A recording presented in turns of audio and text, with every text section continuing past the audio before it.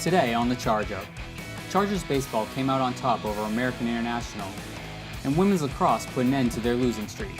The Chargers track and field teams had a great start to their outdoor season, and softball had a rough time at the start of their NE10 play. It's all coming up on the Charge Up.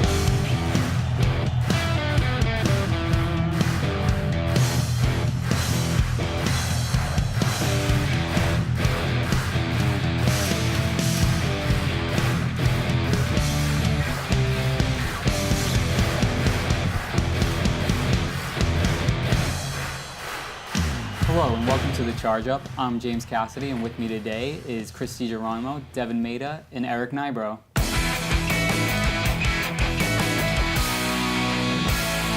Chargers baseball took 2 games out of 3 against American International over the weekend.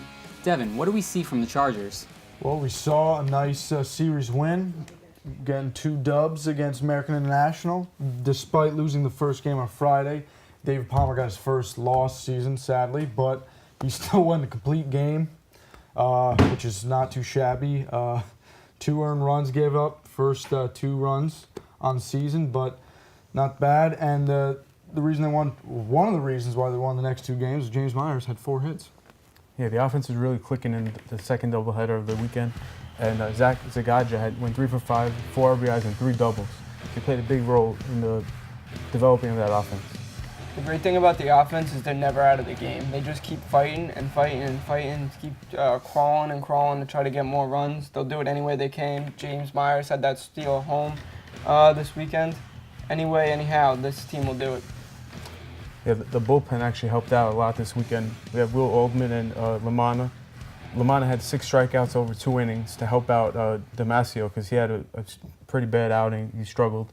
So overall, everybody joined together, they helped each other out, and they were able to get the 2 wins. Yeah, I mean, we're really seeing how complete of a game, of a team the Chargers are when one aspect of their game is down, another aspect steps up and brings that W to the team or whatever. You see, like you said, when the starters falter, the bullpen helps pick it up, and then the offense is always there. When in doubt, dingers are on the way. They can still play softball, small ball, steal bases like James Myers stole home. So they got a nice complete team, and they're a force to be reckoned with. Yeah, they have 3 losses on the year so far, but they're still ranked number 6 in the National Baseball Writers Association poll. So obviously the country sees us as a threat, and we're still up there high in the rankings. And I think pointing out that we've picked up 3 losses over the last 2 weeks, I think it's a great sign to see that this team, even though they've lost that winning streak that they had to start the season, that they lost those couple of games in a row there, but they haven't let that hurt them at all. They've come right out and had some strong performances still, and they're still a 20-3 team that is, like you said, one of the best in the country. What do you think that shows about the mentality of this team? They can play against anybody. They can beat anybody. They don't care who they're playing. They can do anything. They got a complete team around them. Yeah, they never give up.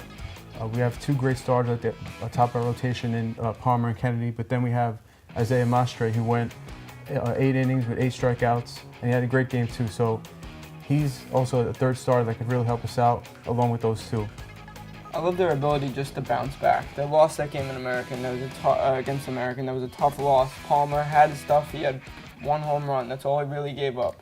The runs weren't there. Yep, it wasn't there. They came back the next day, take that dub. Both games on Saturday. Incredible. Nice. The men will host Pace on Tuesday at Frank Vieira Field starting at 3:30.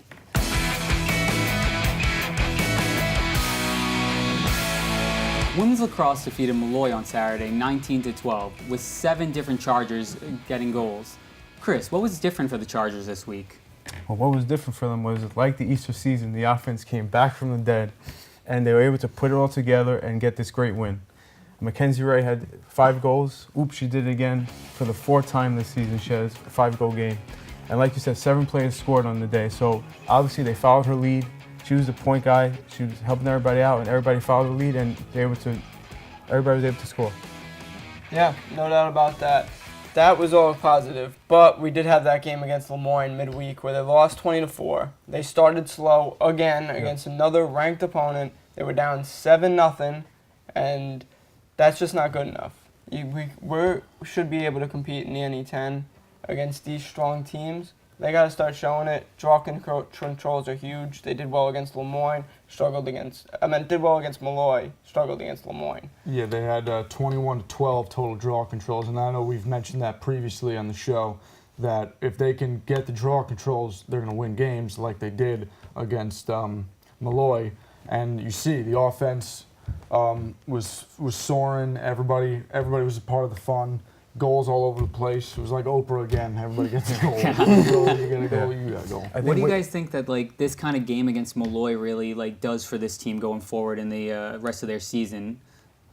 Well, I think during the 3-game losing streak, it was kind of like a broken record. Like they were doing the same things over again. They're making the same mistakes. But I think against Malloy, they really scratched it up. And they really got the energy going. It was like a back and forth game too. So like they were going back and forth with the goals. We score, they score, we score. But I think they built up enough confidence to stop them. They went on an 8-goal run and they were able to win the game. So I think that plays a big part in what happened. It's a big confidence builder, and then they can move forward with that. We bounce back, get a win. We're not going to let a losing streak stop us, and we'll locate our mistakes and fix them like they did. Yeah, and the biggest thing is that we already played our best teams on our schedule. So now going forward in NE10, it's going to be not an easy ride because nothing's easy, but it's an easier schedule, and they got to take care of business. Take advantage of what they're given, basically. I think it's also important to note that this team is still a nationally ranked team in Division II. That even though they, like you said, they had that losing streak against some ranked teams, that they're still a force in the country against. They're one of the better offenses in the nation. Yeah, they're no slouch. I mean, you have to bring your A game when you play our Chargers. I mean, we'll dish you that out if you want.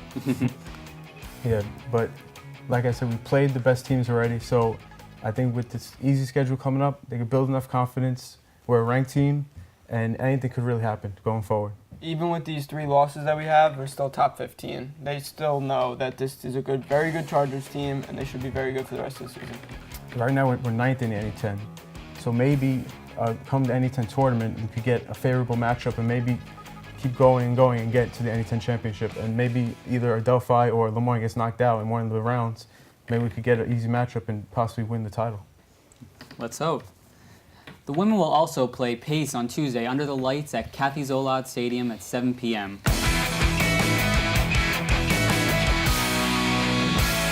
Chargers track and field teams had a great start to their outdoor season at the Stockton University, with 9 members of the men's team finishing in the top 8 of their races and 2 women winning top honors.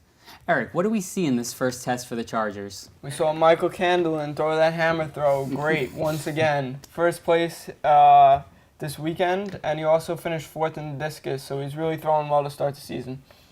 Along with that, another strong men's performance that we saw was Michael Reddy in the 1,500 meters. He had a solid indoor season, but to start off his outdoor, setting a PR in the 1,500, running 4:06.25 and finishing 2nd. That's a great start to the season for him. And overall, it looks like a strong Chargers men's track and field team ready for an outdoor season.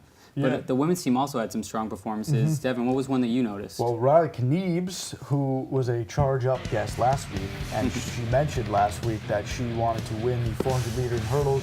Not only she won, she broke the school record just under a minute 2 seconds. So, Charger athletes, if you want to break records, come on the Chargers. Just saying. So we got a champion on our guest list. So we want more. Yeah, also, Elena Robinson had a great finish in the shot put. So look to her to have a good outdoor season also. I think this meet was just a great overall sign for both the men and women's track and field teams, coming in with all these top 8 performances on the men's side, and not only the 2 winners on the women's side, but also a bunch of top 5s out of them. They look like they're really ready for this outdoor season and could definitely be a force coming into the NE10 season. Yeah, you got to love to see with the men's team, they had 9 guys that finished in the top 8 of their events, which that's what you want to see. You want to see as many guys finish in the top as possible, and same with the women's team. I mean, when you got Riley Kniebs, anything's possible. Yeah, she said that she saw a lot of greatness from the team coming up, so we obviously saw it here, so hopefully they can continue it throughout the season. Like Riley said last week, trust the process. The team is clearly trusting the process, and you're seeing that in the results. Very true. The Chargers will continue their outdoor season this weekend at Yale at the Mark Young Invitational.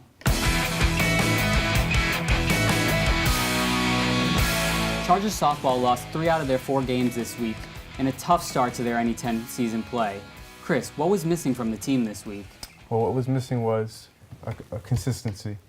We saw inconsistency on the pitching end. We saw inconsistency in the batting end.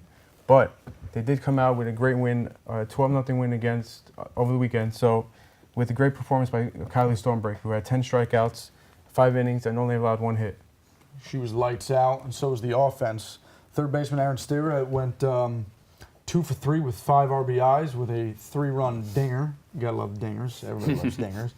And she also scored 2 runs.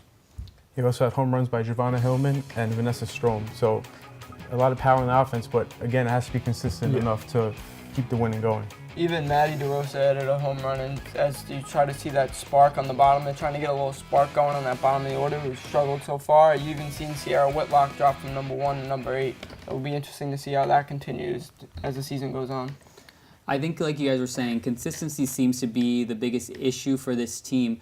What do you think is something that they could do to kind of maybe help with the consistency a little bit on a weekly basis? I think the lineup change was pretty good. I mean, you saw the bottom of the lineup with third baseman Aaron Stever with 2 hits, and one of them was a 3-run dinger. So you gotta love to see that come from the bottom of the order. I mean, that means because guys are getting on base, obviously in the top of the order, so knock them in. I think the biggest thing is that when they have the bad pitching performances, they have to step up the offense because they haven't been doing that.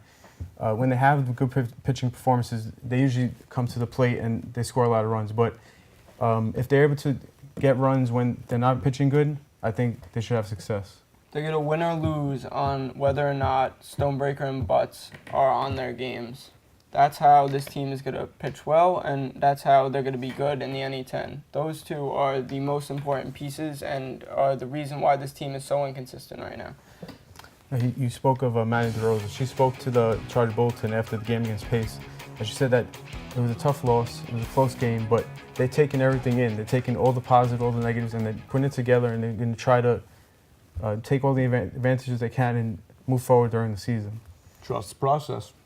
Again, I think that's an important thing here. Trust in the process, and hopefully they're going to get on their streak starting in the season. Yep. The Chargers will host crosstown rivals Southern Connecticut State on Wednesday starting at 3 p.m. That's all for the Charge Up. Make sure to follow us on social media and tune into the Charger Bulletin News on Fridays.